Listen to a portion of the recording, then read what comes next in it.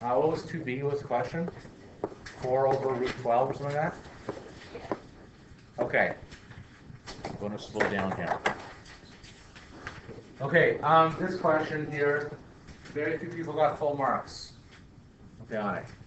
Because this is a two-step rate, actually 3 things I could have done to you here. This is a triple trick question. As soon as you see a square root in the denominator, who are we up to, by the way? Well, Dustin's blowing his nose, so I'm going to pick on Jesse.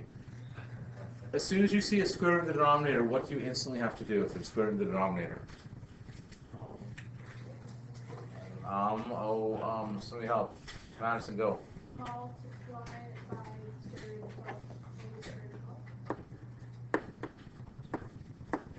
12. Okay, now this is where a lot of people got mixed up here. Let's keep going here. What's the numerator turn into? 4 square root over 12. 4 square root of 12. Now, I'm going to slow down here because people are getting mixed up on the bottom. If you multiply the square root of 12 times the square root of 12, what is the answer? 12. Okay.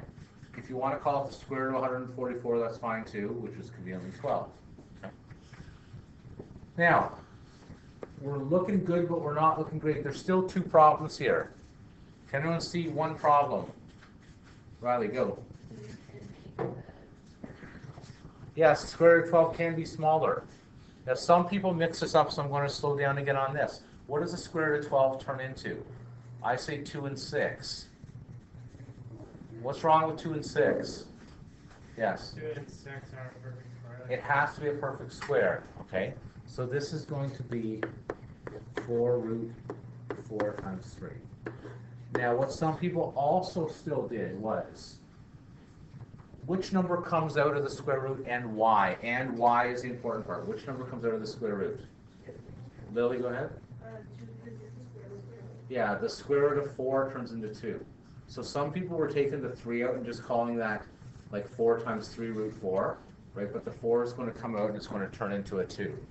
So that's why it's going to go into 4 bracket 2 root 3 over 12, which is 8 root 3 over 12.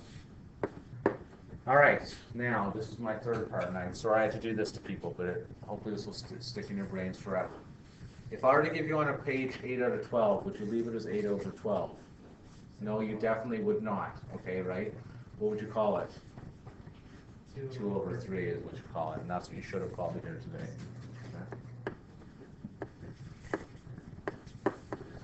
Again, the thing you have to remember, all the new math that we're learning this year, is that the same rules apply, right? The same. You guys love to jump on all my mistakes, don't you? Okay. 2 root 3 over 3, okay?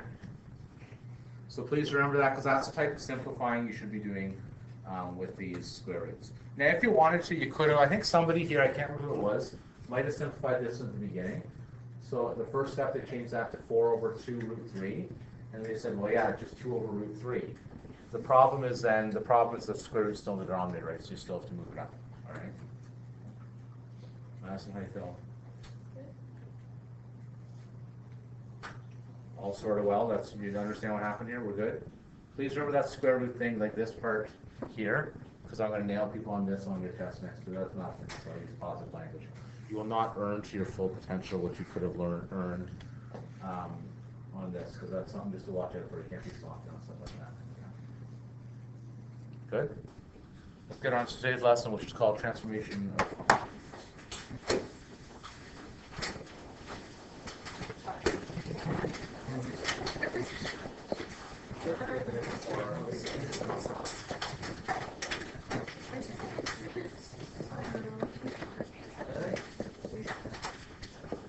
All right, in grade 10, when you guys graphed parabolas, you would have to do the type of thing like this, where you would start with a parabola like this, and then you'd move it this way, then move it up, and then you'd stretch it, and then you compress it, and then you do all that sort of stuff. So then you know what I'm talking about. Like the graphs would look like this, right?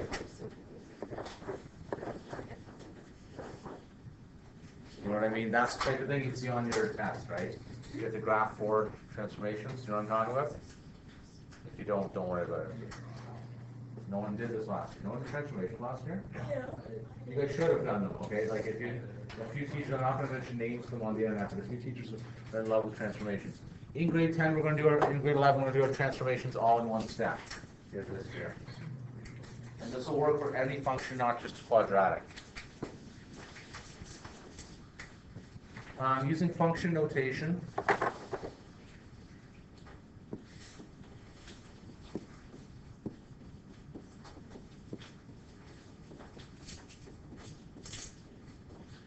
We can make transformations for any function.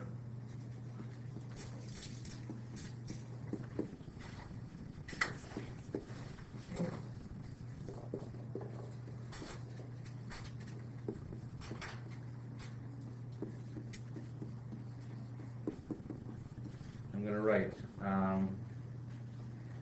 y equals a f k bracket x minus p plus q. Now you do not need to memorize this. I'm just going to have this in your notes. We're going to translate this into English in a sec. I will not ask you on a test to say what does p represent, but I want this to help you to understand it. A is going to be your vertical stretch.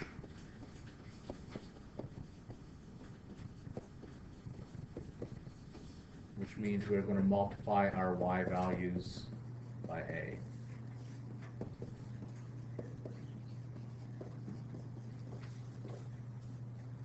K is going to be our horizontal compression. Hopefully these words are starting to ring a bell from last year.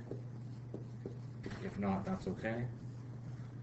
We're going to divide our x values by k.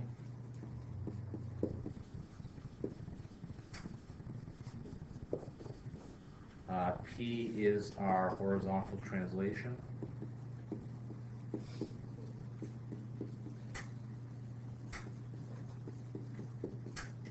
It's going to be subtract our x values by P.